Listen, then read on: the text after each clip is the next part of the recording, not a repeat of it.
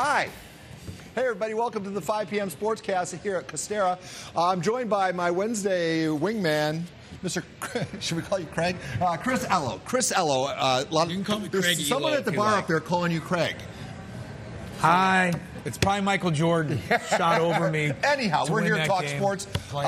You are an Aztec alum.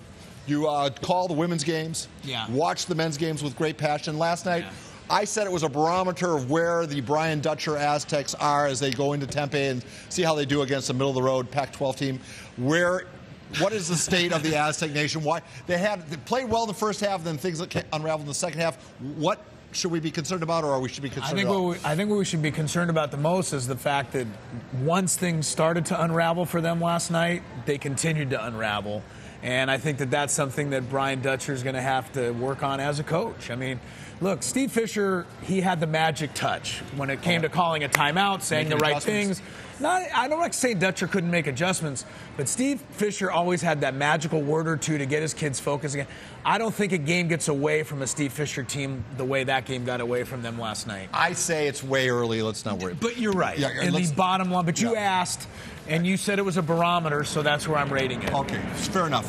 The other big college basketball story is the 3 sunglass shoplifters have been suspended indefinitely by the UCLA basketball program. Specifically on that topic, this is how jaded I've become. I was actually surprised that UCLA suspended them. I thought suspended them at all? I thought they'd be in the starting lineup if they were playing tonight.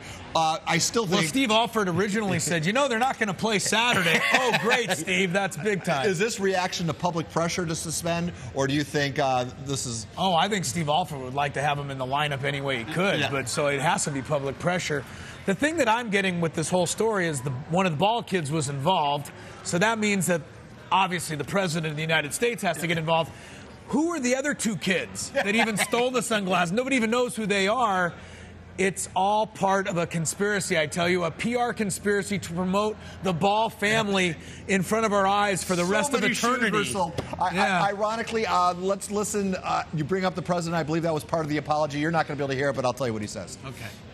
I'd also like to thank President Trump and the United States government for the help that they provided as well. I'm grateful to be back home, and I'll never make a mistake like this again. I'm extremely sorry for those who I let down, but I'm also very thankful for all the help, love, and support that they provided, and I take full responsibility for my actions, and I'm sorry. Do you think we'll see big ball brand sneakers showing up in the White House in the Rose Garden at some press conference? Yeah, right. Trump will be wearing them at the next press conference, probably. Quickly changing gears, GQ magazine names Colin Kaepernick the Citizen of the Year. Yeah. Your thoughts? He's not the Citizen of the Year, but he's one of the most controversial people of the year. So I give kudos to GQ magazine. Why? They want to sell magazines. So, I mean, Colin Kaepernick's a pretty good pick. Put him on the cover. Everyone's going to buy it and want to read what you have to say. How about J.J. Watt, who helped raise $29 million? Oh, that's what I'm saying. But he wouldn't sell as many magazines as Colin Kaepernick will. So if the mission is to sell magazines, then that's what it is. Sure. Did you notice the NFL really stepped up its Veterans Day presence last Sunday? A little bit. Reacting to public pressure, or just late to the party? Reacting to public pressure and late to the party. I think a little of both. I mean, I think, you talk about having to do things because the public says you have to do them. I think the NFL is first and foremost on that list. They don't want to leave anything out. We all respect our veterans. We all love what they do for our country.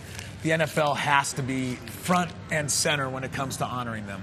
So then, kind of just on the other side of that coin, Papa John's, the Big Papa, is apologizing today for accusing the NFL and its national anthem controversy adversely affecting his pizza sales. He makes those comments, and his pizza sales even slump more. So now he's apologizing. What do you make of the Papa John pizza debacle? What I make of this is if his pizza sales had gone up because he complained about the NFL, he'd complain more. He would not be apologizing, right? He'd be complaining more. I mean, come on. Open foot, insert pizza. Hey, big off-road race, the Baja 1000 going on. I'll tell you what, it's the most underreported story in our neck of the woods because you don't know how many people are into this. And your thoughts about the 50th anniversary. Yeah. This thing started in 1967. I used to watch it when I was a little kid. Jim McKay, ABC's Wide World of Sports, used to be down covering this Baja 1000. Here's the thing that's the most interesting thing about the Baja 1000. It's hardly ever 1,000 miles. It's a different length every year depending on exactly where they go, from where to where. This year, Ensenada to La Paz, I think it's like 870 miles or something like Close that. enough, though. But this is like a combination of the TV show Survivor and the Indy 500. I love it. You know, like patrons, spectators can create traps and booby traps. That's what I mean. And that's legit. This should be more. This should be more popular than NASCAR. All those guys do is turn left. Silver Pigskin Podium. It's out. I know you were following this with keen interest. I am. We should mention, all you e-ballot voters are going to get your ballot sometime this week. I believe you are one of 287 people that will decide which name is immortalized on the side of the prestigious. Do you want me to say who's going to have the first vote? Who are you? Do you want to go public with your vote? Sure. Okay. Yeah, I'm going to go with Martell Irby from Morse because he plays the saxophone, number one. And number two, he had 19 scholarship offers, including Dartmouth and Columbia and Brown and Yale. That impresses me, along with his football talent. All these kids obviously are great football players. How much time do we have left? All right, we have a minute left, so I want to add. Can we freeform here? Yeah, sure. I was up at Chargers Park Tuesday with doing our Silver Pigskin analysis with Tom Telesco. Yeah, and I like that. But you watch that because it's really interesting. I was up there, and I think a lot of us Charger fans are thinking, oh, maybe the team is pining for the good old days of San Diego.